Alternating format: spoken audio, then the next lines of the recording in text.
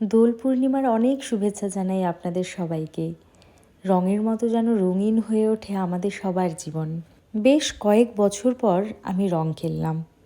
দেখুন, যে জায়গাটাতে আমরা রং খেলতে গিয়েছিলাম কি সুন্দর না? চারপাশে একদম শাল গাছে মোড়া, আর তার নিচে যে যার মতো করে রং খেলছিল। বসন্ত উৎসবের জন্য যে স্টেজটা করা হয়েছিল, ওখানে কন্টিনিউয়াসলি প্রোগ্রাম হয়েই চলেছে। আর নিচে যে যার মতো করে খেলছিল, নাচছিল, অনেক মজা করছিল, আড্ডা দিচ্ছিল, সবই হচ্ছিল। তাই আমরাও প্ল্যান করে চলে গিয়েছিলাম। এই আনন্দের দিনে বাড়িতে বসে থাকতে কি ভালো লাগে? তবে হ্যাঁ, ছোটোবেলায় যে রং খেলার একটা মজা, আনন্দ, এক্সাইটমেন্ট, সেটা কিন্তু এখন আর পাওয়া যায় না। ছোটোবেলায় যত নোংরা ছেঁড়া জামা কাপড় পরে আমরা এই রং টং খেলতাম, আর এখন দেখুন সবাই সেজে গুজে আমরা কিন্তু রং খেলতে যাই।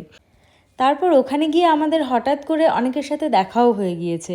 যেমন এই যে পীযূষ, ওর সাথে কোনো কিন্তু প্ল্যান হয়নি, কথা হয়নি, কিছুই না। খেলতে খেলতে দেখি পেছনে হঠাৎ করে পীযূষ এসে রং মাখাচ্ছে। এই যে হঠাৎ করে দেখা হয়ে যাওয়া, এটা কিন্তু খুব মজার একটা ব্যাপার। আবার আপনাদের সবাইকে জানাই হ্যাপি হোলি। আপনাদের কেমন কাটলো এই রঙের দিন জানাবেন অবশ্যই। চলুন আজ তাহলে এটুকুই। দেখা হবে আপনাদের সাথে নতুন একটা ভিডিওতে।